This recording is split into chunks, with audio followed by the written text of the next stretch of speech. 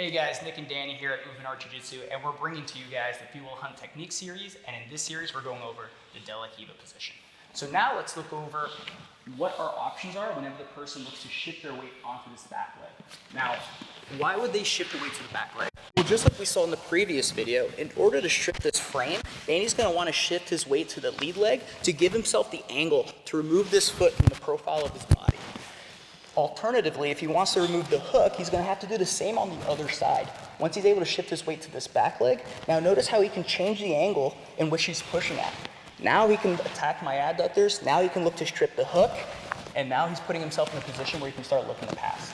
So just like with the side sweep in the previous video, we want to make sure that we're off balancing them as they're making contact with their leg, not after they're able to clear the hook. So I'm here, I have my popliteal, and as soon as I feel like that weight is shifting, what I want to do is I want to load weight into this knee. So let's rotate, Danny.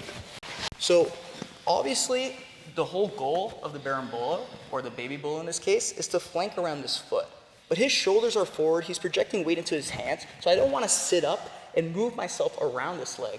So our goal with this off balance is to move the leg instead. So if we can't move ourselves around the person, we're going to look to move the obstacle, the thing that's stopping us, around us so we can make way for our back takes. So whenever I feel that weight is shifting to the back leg, I'm just going to pull with my popliteal grip, and I'm going to load that knee on top of me, like so. Once I'm able to remove this foot from the floor, there's nothing now stopping me from tucking this foot underneath my butt. So when I do this, I want to make sure that I'm pulling that knee with the popliteal grip, and as I tuck this foot, I want to sit up so that I can now bring my shoulders forward into the game. Now notice how Danny's foot ends up in this position where it's pointed in the opposite direction as me. As long as I can keep this foot trapped with my butt, it's going to make it incredibly difficult for Danny to square up and turn his knee so that he can keep up with my movement. So again, we're in De La Riva. He's trying to push off my hook, so he shifts his weight to the back leg.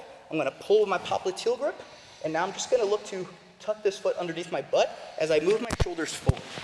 Now from here, I'm going to look to trade my grip up to the RF, right in front of the thigh, and I'm going to look to keep this frame in the stomach.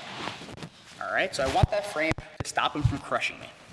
I'm allowed to remove this foot so I can make way for my baby Bolo. So I'm going to use this foot to help push me around this leg, eventually to where I can hook this back leg and where I can hook this back ankle.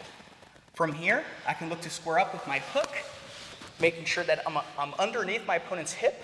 And from here, I can start looking to collect the hips, loading them on top of me, pinching my knees together to remove the feet off the floor so I can extend them and take their back. So let's look at that again. I have my De La Riva, I have my structure in place. They're starting to push my hook, so the weight shifts to the back leg, immediately looking to pull that popliteal grip to remove weight off of that foot.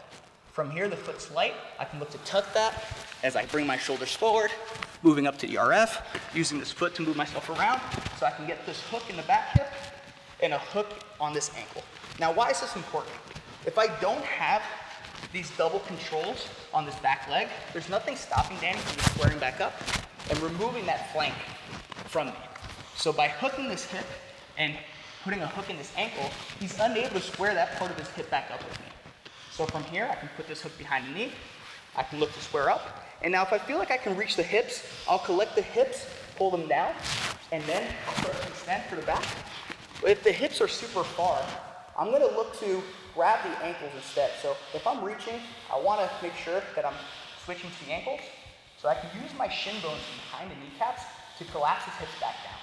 So I'm going to look to start lifting my hips up, and he might post his hands on the floor. That's fine as well. We can start looking to climb the back in this manner. But more times than not, as I go for this double ankle sweep, they're going to sit their hips back down. In this case, I'm going to look to grab the hips one more time. I can go back to extending the legs out from underneath him and switching to my seatbelt for the back take. So let's look at all of those details together in one motion. De La Riva, tucking the foot, RF, moving around, hooking that back leg, collecting the hips, and taking it back.